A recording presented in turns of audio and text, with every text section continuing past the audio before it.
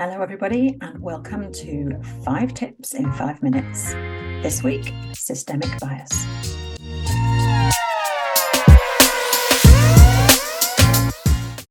It's a big topic, so let's jump straight in. Systemic bias is also known as institutional bias, and Wikipedia describes it as the inherent tendency of a process to support particular outcomes. So in short, systemic bias is the way that your business processes and procedures favour one type of person over everybody else. Any point in any system, process, procedure that requires a human being to make a decision has the potential for bias. And as a responsible manager or leader, you may be thinking, no, our systems and processes are perfectly fair, perfectly equitable. But when you look at the outcomes from them, you start to wonder if that really is true.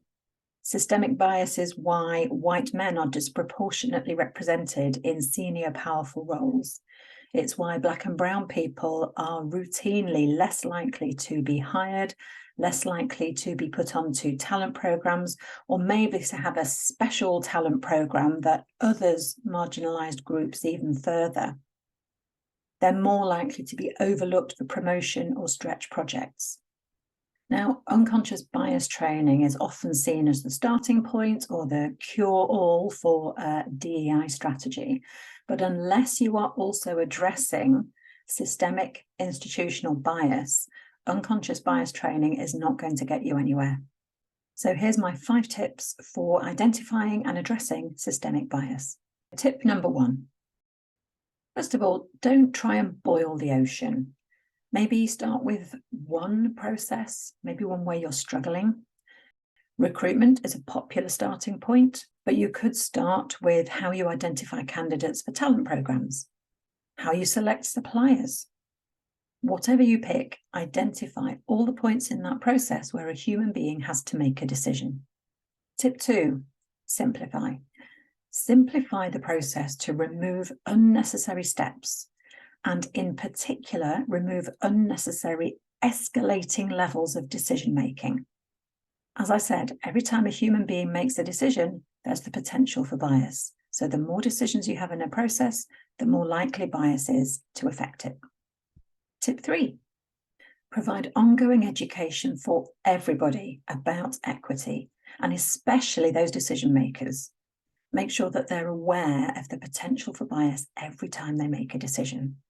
Make sure they understand the difference between equity and equality. And make sure that they are aware that you expect them to apply this knowledge when making decisions. Make educating people about equity an ongoing process for yourself and for everybody in your company. Tip 4, build nudges into your process. In inclusion terms, nudges are reminding people of the barriers to equity before they get involved in a process such as hiring, talent discussion, hearing a grievance, whatever. In hiring terms, for example, you might have a hiring panel sit and review the hiring policy and all the steps that must be taken to avoid and eliminate bias.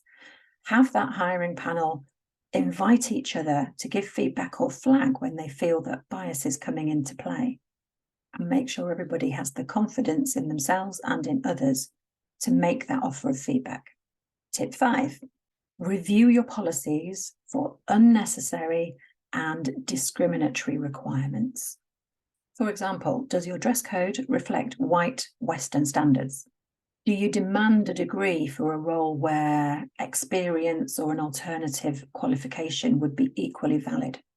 Do you allow managers who have never experienced racism to hear a grievance and make a decision about a race-based complaint in your company? Now, these 5 tips barely scratch the surface of all the things you can do to identify and address bias in your systems and structures. But I hope there's enough in here to give you a good idea of where you can get started or where you can make more progress in an area that you've already started. If you'd like to discuss it further with me, there's a link below where you can contact me. Thanks for watching, and I'll see you next time.